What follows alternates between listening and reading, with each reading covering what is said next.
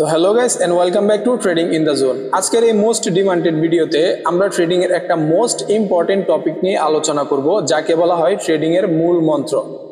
আর trading এর এই মূল মন্ত্র আপনি ফলো আপ না করে যদি ট্রেডিং করেন তাহলে আপনি কখনোই একজন সফল ট্রেডার হতে পারবেন না। আজকে আমরা কথা বলবো রিস্ক ম্যানেজমেন্ট বা মানি ম্যানেজমেন্ট নিয়ে। আর এই রিস্ক ম্যানেজমেন্ট বা মানি ম্যানেজমেন্ট হচ্ছে ট্রেডিং এর মূল মন্ত্র। আমি গ্যারান্টি দিয়ে বলতে পারি, আপনি যদি রিস্ক ম্যানেজমেন্ট বা মানি ম্যানেজমেন্ট ফলো না করে ট্রেড করেন তাহলে আপনি কখনো একজন সফল বা সাকসেসফুল ট্রেডার হতে পারবেন না। আপনার লাভের চেয়ে লসের সংখ্যা বেশি থাকবে। আপনি প্রথম ট্রেডে যা লাভ করবেন পরবর্তী ট্রেডে এর চেয়ে দ্বিগুণ লস করে বসে থাকবেন। এই রিস্ক ম্যানেজমেন্ট কিভাবে প্রপারলি করতে হয় সেই সম্পর্কে আমাদের একটা ক্লিয়ার কনসেপ্ট থাকা দরকার। তাই এই রিস্ককে আমরা কিভাবে প্রপারলি ম্যানেজ করব সেই সম্পর্কে আমাদের প্রপারলি নলেজ থাকতে হবে, আদারওয়াইজ আমরা শেয়ার মার্কেটে লস করব। সো চলুন আজকের ভিডিও শুরু করা যাক।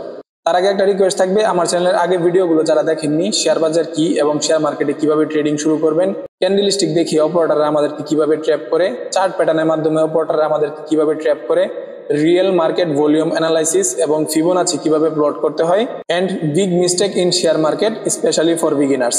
এই ভিডিওটা বিশেষ করে বিগিনার্সদের জন্য অনেক গুরুত্বপূর্ণ, তাই আই বাটনে আমি ভিডিওটা লিংক দিয়ে রাখবো, ভিডিওটা দেখে আসবেন। তাহলে ট্রেডিং লাইফের শুরুতে একজন বিগিনারের কি কি মিস্টেক হয়ে থাকে এই সম্পূর্ণ কনসেপ্টটা আপনার কাছে একদম ক্লিয়ার হয়ে যাবে এবং আশা করি এই ভুলটা আপনার কখনো হবে না। সো চলুন আজকের ভিডিও শুরু করা যাক। তো প্রথমে আমরা জানবো রিস্ক ম্যানেজমেন্ট বলতে আমরা কি বুঝি। তো রিস্ক অর্থ হচ্ছে ঝুঁকিপূর্ণ এবং ম্যানেজমেন্ট হচ্ছে পরিচালনা। মানে একটা ঝুঁকিপূর্ণ কাজকে আমরা কিভাবে পরিচালনা করব তার বিবরণ হচ্ছে রিস্ক ম্যানেজমেন্ট বা মানি ম্যানেজমেন্ট। তো এই ঝুঁকিপূর্ণ একটা কাজকে আমরা কিভাবে স্মার্টলি হ্যান্ডেল করব তার অর্থই হচ্ছে রিস্ক ম্যানেজমেন্ট। ওয়ার্ল্ডে যত বড় বড় সফল ট্রেডার আছে তারা প্রত্যেকে কিন্তু তাদের রিস্ক ম্যানেজমেন্টকে খুব সুন্দরভাবে স্মার্টলি হ্যান্ডেল করতে পেরেছে, বিদায় আজকে তারা ওয়ার্ল্ডের বেস্ট ট্রেডার হতে পেরেছে। সো আপনি যদি আপনার এই রিস্ক ম্যানেজমেন্টকে প্রপারলি ইউটিলাইজ করতে পারেন তাহলে আপনিও ইনশাল্লাহ একজন সাকসেসফুল ট্রেডার হতে পারবেন। তো দেখুন, শুধু ট্রেডিং নয়, আমাদের প্রত্যেকের দৈনন্দিন জীবনে কিন্তু যে কোনো কাজের মধ্যে রিস্ক রয়েছে। আপনি একটা বিজনেস দাঁড় করাতে যান, সেখানে কিন্তু আপনার ব্যবসায় লস হওয়ার সম্ভাবনা আছে। আপনি একটা গাড়ি কিনলে সেখানেও কিন্তু অ্যাক্সিডেন্ট হয়ে আপনার লস হওয়ার সম্ভাবনা আছে। এবং পথে ঘাটে চলতে ফিরতে যে কোনো ক্ষেত্রে আমাদের বিপদ ঘটার আশঙ্কা থাকতে পারে। দৈনন্দিন জীবনের প্রত্যেকটা কাজে কর্মে কিন্তু আমাদের রিস্ক থাকে। সো সেরকমই ট্রেডিংয়েও কিছু রিস্ক আছে। সো সেই রিস্কগুলোকে যদি আপনি সুন্দরভাবে স্মার্টলি ম্যানেজ করতে পারেন তাহলে আপনি সফল এবং সাকসেসফুল হতে পারবেন, আদারওয়াইজ আপনি ট্রেডিং থেকে ছিটকে যাবেন। তো এবার আমরা জানবো যে এই রিস্ক ম্যানেজমেন্টকে আমরা কোথায় এবং কিভাবে প্রপারলি হ্যান্ডেল করব। সো চলুন চার্টে মুভ করা যাক। কোনো ট্রেড নেওয়ার আগে প্রথমে আপনাকে দুটা জিনিস জানতে হবে। তার প্রথমটা হচ্ছে, আপনি যে ট্রেডটা নিচ্ছেন তা বাই চান্স যদি লস হয়ে যায় তাহলে আপনি কত টাকা সর্বোচ্চ লস সহ্য করতে পারবেন। তার মানে হচ্ছে রিস্ক পার ট্রেড। পয়েন্ট নাম্বার 2, দিনে আপনি একটা ট্রেডও করতে পারেন বা দুটা ট্রেডও করতে পারবেন, তিনটা ট্রেডও করতে পারেন। তো দিনে আপনি যে কটা ট্রেড করেন না কেন, লস হলে কত টাকা সর্বোচ্চ আপনি একদিনে লস করতে পারবেন। যদিও আমি সাজেস্ট করব দিনে সর্বোচ্চ দুটা, সর্বনিম্ন একটা ট্রেড করতে। সো প্রতিদিন আপনি কত টাকা লস সহ্য করতে পারবেন, তার মানে রিস্ক পার ডে।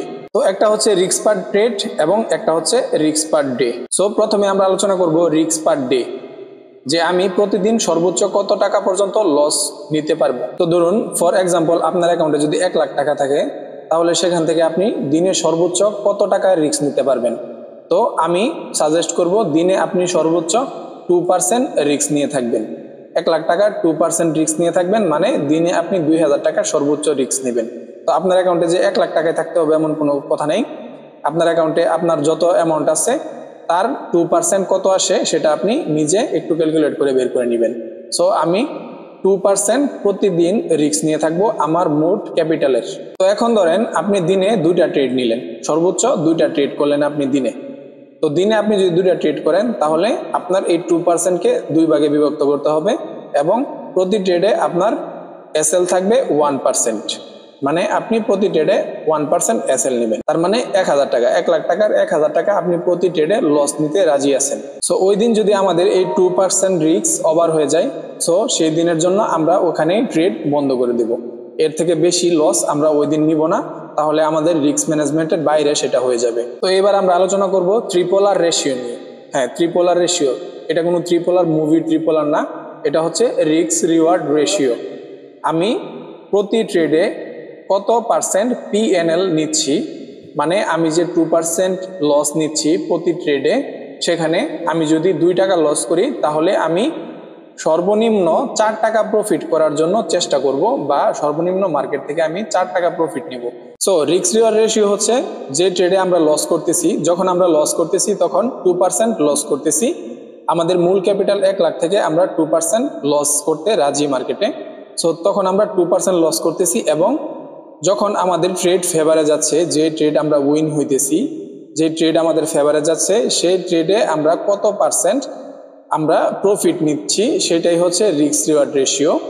আমরা অবশ্যই সবসময় রিস্ক রিওয়ার্ড, আমরা যেই রিস্কটা নিচ্ছি, যে 2% রিস্ক নিচ্ছি, সেই 2%-এর দ্বিগুণ সর্বনিম্ন এর উপরে যত পার্সেন্ট নেওয়া সম্ভব তত পার্সেন্ট আমরা রিওয়ার্ড নেওয়ার চেষ্টা করব। তাহলে আমরা দিন শেষে একজন প্রফিটেবল ট্রেডার হতে পারবো। তো ধরেন আমরা এমন একটা ট্রেড নিলাম যেখানে আমরা রিস্ক নিচ্ছি 1000 টাকা।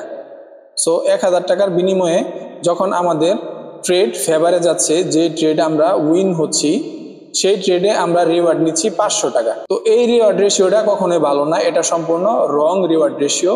এই রেশিওতে যদি আপনি ট্রেড করেন তাহলে কখনোই আপনি প্রফিটেবল ট্রেডার হতে পারবেন না। কারণ যখন আপনি রিস্ক নিচ্ছেন তখন 1000 টাকা আপনার চলে যাচ্ছে, এবং যখন আপনি প্রফিট করতেছেন তখন আপনি মাত্র তার বিনিময়ে 500 টাকা প্রফিট করতেছেন। সো এই রিওয়ার্ড রেশিওতে যদি আপনি কখনো ট্রেড করেন তাহলে কখনোই আপনি সফল হতে পারবেন না। তো এই রেশিওতে আপনি যদি কাজ করেন যেখানে লস করছেন খুব বেশি এবং প্রফিট করতেছেন খুবই কম, তো এমন রেশিও নিয়ে কাজ করলে আপনি কখনো সাকসেস হতে পারবেন না। তো সাকসেস হওয়ার জন্য আপনাকে সর্বনিম্ন 1:2 রিস্ক রিওয়ার্ড রেশিওতে কাজ করতে হবে। 1:2 রিস্ক রিওয়ার্ড রেশিওতে কাজ করলে কি হচ্ছে, আপনি যখন রিস্ক নিচ্ছেন তখন আপনার ক্যাপিটালের 1000 টাকা আপনি রিস্ক নিচ্ছেন পার ট্রেড, হ্যাঁ। আর যখন আপনি রিওয়ার্ড নিচ্ছেন মার্কেট থেকে, যখন আপনার যে ট্রেড আপনার ফেভারে যাচ্ছে, যখন আপনি রিওয়ার্ড নিচ্ছেন তখন আপনি সর্বনিম্ন মার্কেট থেকে 2000 টাকা রিওয়ার্ড নিচ্ছেন বা 2000 টাকা প্রফিট নিচ্ছেন। সো তখন কি হয়, যদি আপনি, আমাদের রিস্ক রিওয়ার্ড রেশিও থাকবে সর্বনিম্ন 60%। সো আমরা 10টা ট্রেড নিলে মিনিমাম 6টা ট্রেড উইন হব। তো 6টা ট্রেডে আপনি একটু ক্যালকুলেশন করে দেখবেন যে 6টা ট্রেড যদি আমরা উইন হই, যদি 4টা ট্রেড আমরা লস করি, 40% আমরা লস করি, তো 40% লসে আমাদের 1000 করে যাচ্ছে, 1000 করে যাচ্ছে 4 ট্রেডে 4000, আমাদের 4000 যাচ্ছে আমাদের স্টপ লস এসএল। এবং যেই ট্রেডগুলোতে আমরা রিওয়ার্ড নিচ্ছি 1:2 করে রিওয়ার্ড নিচ্ছি, সেই ট্রেডগুলোতে আমাদের বাকি যে 6টা ট্রেড, সেই 6টা ট্রেডে আমাদের 2000 করে আসতেছে 12,000 টাকা। সো আমরা 4000 টাকার বিনিময়ে কিন্তু 12,000 টাকা প্রফিট করতেছি। সো 4000 টাকা রিস্ক নিয়ে আমরা 12,000 টাকা প্রফিট করতেছি। এটাই হচ্ছে আমাদের রিস্ক রিওয়ার্ড রেশিও। সো এই রেশিওতে যদি আপনি কাজ করেন তাহলে অবশ্যই আপনি সাকসেস হবেন, কোনো সন্দেহ নাই। আপনার স্টপ লস হিট হলেও, আপনার এসএল গেলেও, আপনার রিস্ক রিওয়ার্ড রেশিও যদি মেনটেন থাকে, আপনার যদি প্রপার রিস্ক ম্যানেজমেন্ট মেনটেন থাকে, তাহলে এই রেশিওতে কাজ করলে আপনি 100% সফল। এখন আসি 3 নাম্বার টপিক নিয়ে। 3 নাম্বার টপিক হচ্ছে position sizing quantity. So position sizing হচ্ছে আপনি যখন মার্কেটে একটা কোয়ান্টিটি বাই অথবা সেল করবেন, একটা স্টক বাই অথবা সেল করবেন, তখন কত লটে সেটা বাই অথবা সেল করবেন, বা কত কোয়ান্টিটিতে সেটা বাই অথবা সেল করবেন, এবং প্রতি কোয়ান্টিটি প্রতি লটে আপনার কত লস হচ্ছে, বা প্রতি পিপসে আপনার কত লস হচ্ছে, বা কত ডলার আপনার প্রফিট হচ্ছে, এটাই হচ্ছে পজিশন সাইজিং। এবং এটা হচ্ছে সবচেয়ে গুরুত্বপূর্ণ ট্রেডিং এর ক্ষেত্রে। এই পজিশন সাইজিং যদি আপনি না বুঝেন তাহলে কিন্তু আপনার অল্পতেই লস হয়ে যাওয়ার সম্ভাবনা বেশি। সো এখন আপনাকে বুঝতে হবে পজিশন সাইজিং আসলে কি, এবং মার্কেটে কোন লট আপনি কিনবেন যখন আপনি বাই অথবা সেল করবেন, তখন আপনি কোন লট বাই অথবা সেল করবেন, এটাই হচ্ছে পজিশন সাইজিং। প্রতি পিপসে আপনি এখানে যদি পজিশন সাইজিং এ যখন মার্কেটে বাই করবেন, তখন প্রতি পিপস যদি আপনি 0.01 লট বাই করেন, তখন প্রতি 10 পিপসে আপনার $1 করে কম বেশি হবে। যদি প্রফিট হয় 10 পিপসে, যদি প্রফিট হয় তখন $1 হয়তো প্রফিট হবে, যদি লস হয় তখন 10 পিপসে $1 লস হবে। যদি প্রফিট হয় তখন 10 পিপসে $1 প্রফিট হবে, যদি লস হয় তখন 10 পিপসে $1 লস হবে। এটা বোঝার জন্য প্রথমে আপনাকে বুঝতে হবে যে পিপস আসলে কি। সো শেয়ার মার্কেটে এই যে মার্কেট যে মুভ করতেছে, এটা কিন্তু পিপসের উপরে মুভ করতেছে। এই যে এখানে দেখতে পাচ্ছেন যে এই যে পয়েন্টগুলো যে দেখাচ্ছে, এগুলা কিন্তু সবগুলাই পিপস। সো এই পিপসের উপরে কিন্তু মার্কেট আসলে অ্যাকচুয়ালি মুভ করতেছে। সো এই মার্কেট এই পিপসের উপরে কিভাবে মুভ করতেছে এবং প্রতি পিপসে আপনি কত লট বাই করলে বা সেল করলে আপনার কোয়ান্টিটি কত দাঁড়াচ্ছে, কত স্টপ লস, আপনার পিএনএল কত হচ্ছে। তো সেটাই হচ্ছে নির্ভর করে আপনার পজিশন সাইজের উপর। আপনি কত সাইজের পজিশন কিনলেন বা কত কোয়ান্টিটির লট আপনি বাই অথবা সেল করলেন। সো সেই যত বড় কোয়ান্টিটির লট আপনি বাই অথবা সেল করবেন তত বেশি আপনার প্রতি পিপসে পজিশন আপনার বড় এবং ছোট পিএনএল হতে থাকবে। আপনি যদি এখানে 10 লট যদি বাই করেন তাহলে প্রতি পিপসে আপনার $100 পিএনএল থাকবে। মানে যদি লস হয় তাহলে প্রতি পিপসে $100 লস হবে, এবং যদি প্রফিট হয় তাহলে প্রতি পিপসে $100 প্রফিট হবে। সো এই কনসেপ্টটা ক্লিয়ারলি বোঝার জন্য আগে আপনাকে বুঝতে হবে যে পিপস আসলে কি বা মার্কেটে পিপস কিভাবে মুভস করে।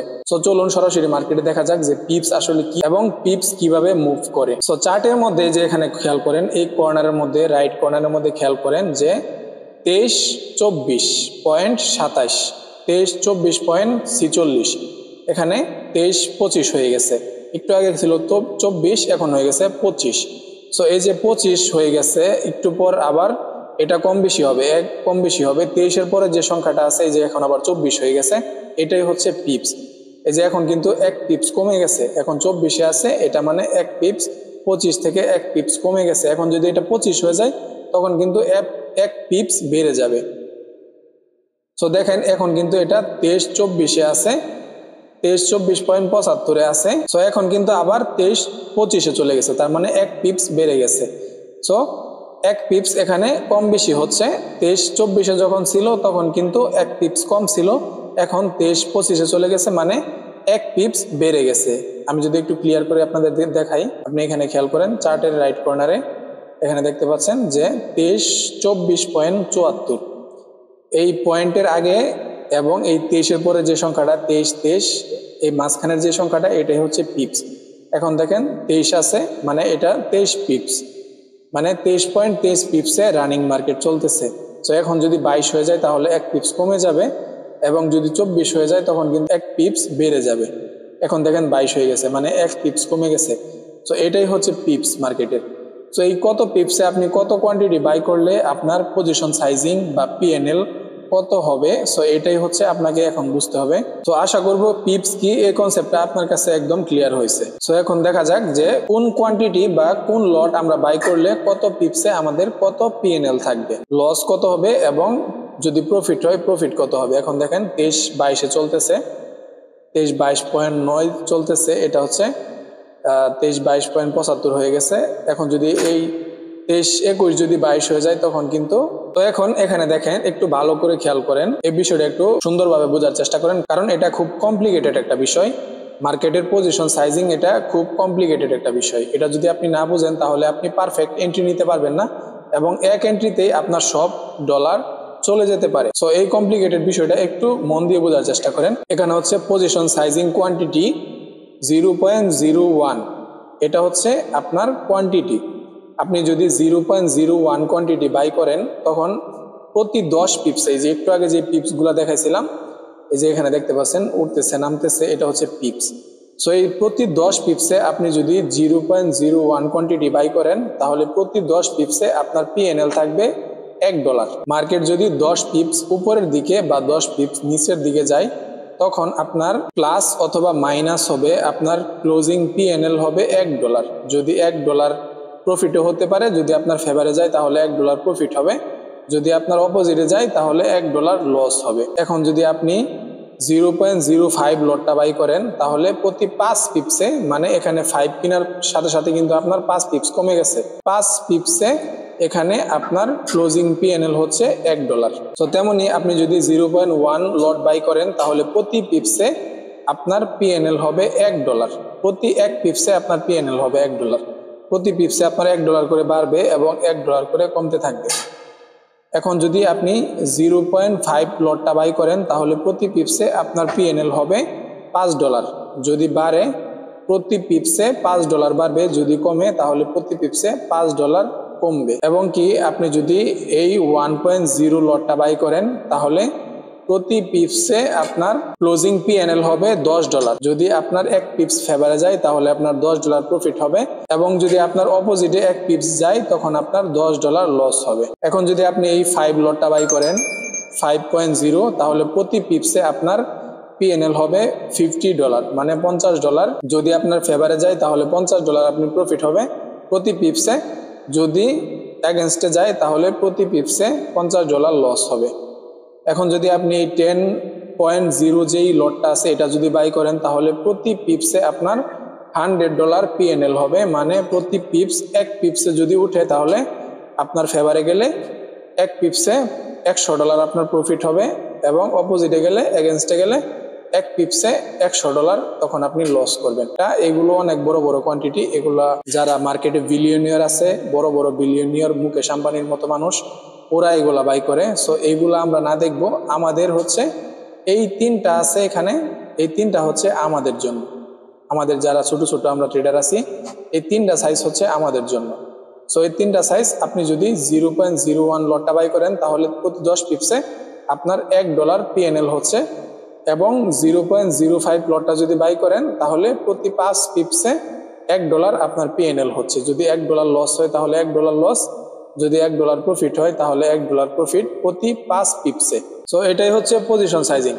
এখন আশা করতেছি যে পিপস আসলে কি এবং প্রতি লটে আপনি কত লট বাই করলে কত পিপসে কত ডলার আপনার পিএনএল থাকবে, এই কনসেপ্টটা আপনার কাছে ক্লিয়ার। যদি না বুঝেন তাহলে ভিডিওটা পিছনে রিভার্স করে আরেকবার দেখতে পারেন, তাহলে আপনার কাছে এই কনসেপ্টটা একদম ক্লিয়ার হয়ে যাবে। কিন্তু যদি আপনি একজন সফল ট্রেডার হতে চান, যদি ট্রেড করতে চান, তাহলে এই কত পিপসে কত পজিশন সাইজিং এ কত কোয়ান্টিটি এবং কত পিপসে কত ডলার আপ এন্ড ডাউন হয়, কত ডলার ক্লোজিং পিএনএল থাকে, এই কনসেপ্টটা আপনার কাছে সম্পূর্ণভাবে ক্লিয়ার হতে হবে। আদারওয়াইজ আপনি কিন্তু মার্কেটে উল্টাপাল্টা পজিশন সাইজিং কিনে বসে থাকবেন এবং আপনার এক পিপসে কিন্তু আপনার অ্যাকাউন্ট ফাঁকা হয়ে যেতে পারে। সো খুব সাবধান, যদি ভিডিওটা না বুঝেন তাহলে পিছনে রিভার্স করে আবার একবার দেখে নিতে পারেন যে আপনার কোন পজিশন বাই করলে কত পিপসে আপনার কত লস এবং লাভ হচ্ছে। সো এখন আমরা আলোচনা করব যে এই পিপস এবং এসএল আপনার কত এসএল থাকবে এবং কত পিপস আপনি বাই করলে কত এসএল কোয়ান্টিটি আপনার হবে। ধরেন আপনার তো একটা এসএল কোয়ান্টিটি আছে, যেমন আমরা 1000 টাকা আমাদের মূল ক্যাপিটাল থেকে আমরা 1000 টাকা রিস্ক নেওয়ার জন্য প্রস্তুত ছিলাম। আমরা 1000 টাকা আমাদের মূল ক্যাপিটাল থেকে 1 লাখের ক্যাপিটাল থেকে আমরা 1000 টাকা রিস্ক নিতে রাজি আছি।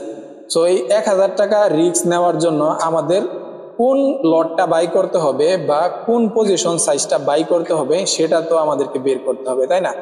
সো সেটাই কিভাবে বের করবেন এটাই আমি এখন দেখিয়ে দেব। সো প্রথমে খাতা কলমে ক্যালকুলেশন করবেন আপনার পিপস সাইজিং। আপনি যে এসএলটা লাগিয়েছেন মার্কেটে বা যে টার্গেটটা লাগিয়েছেন, এখন আপনি এসএল কত দিতে রাজি? আপনি এসএল 1000 টাকা দিতে রাজি। এখন আপনি যে এসএলটা লাগিয়েছেন মার্কেটে, সেই এসএলটা কত পিপসের, এই পিপসে অনুযায়ী আপনি কিভাবে আপনার পজিশনটা বেছে নেবেন সেটাই আমি এখন এক্সপ্লেন করব। আপনি কিভাবে সেই পিপস অনুযায়ী আপনার লটটা আপনি বেছে নেবেন, আপনি কোন লটটা বাই করবেন এটা কিভাবে আপনি বেছে নেবেন বা এটা আপনি কিভাবে বের করবেন ক্যালকুলেট করে, এটাই আমি এখন দেখিয়ে দিব। সো এখানে দেখতে পাচ্ছেন এটা আমার গতকালকের একটা ট্রেড, আমি এখানে একটা ট্রেড নিয়েছিলাম এবং মার্কেট আমার টার্গেট হিট করে। সো এখানে আমি ছোট করে একটা এসএল লাগাইছিলাম এবং এখানে দেখতে পাচ্ছেন এসএল এর নিচে যে স্টপ লেখা আছে এবং স্টপের 7.19 এবং এর মাঝখানে ব্র্যাকেটের মাঝখানে আছে 0.31% এবং এর মাঝখানে আছে 719।